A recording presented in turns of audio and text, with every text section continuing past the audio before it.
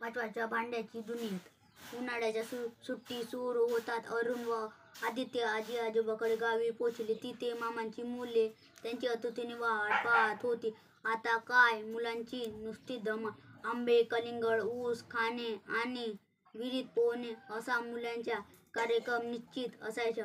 उन्हाळ्यामुळे आजी त्यांना दुपारी घराबाहेर जाऊ द्यायची नाही. दुपारी मुले घरातच काही ना काही खेळ खेळायची. असाच एका दुपारी मुले लपाछपी खेळ होते. माधव राज्य होते. आदित्य कोटीच्या खोलीत लपायला गेले. तेवढ्यात तिचे लक्ष कोपऱ्यात ठेवलेल्या जात्याकडे गेले.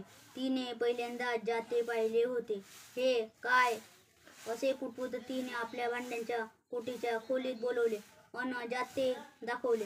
त्याच्याकडे पाहून जात्याने मीठ हास्य केले. काय मुलांना ओळखला का मला? मी जाता. तू इथे काय करतोस? काय सांगू तुम्हाला, आजकाल लोक माझ्या फक्त लग्नाची हळद दळण्यासाठीच उपयोग करतात अन नंतर कोपऱ्यात ठेवून देतात. आता काय माझे नवे मित्र सगळे सोयरे स्वयंपाकघरात विजमास्य झाले आहेत. तुझे मित्र सगळे सोयरे कोण? ते आम्हाला नाही समजला. तुम्हाला काहीच माहीत नाही आमच्याबद्दल.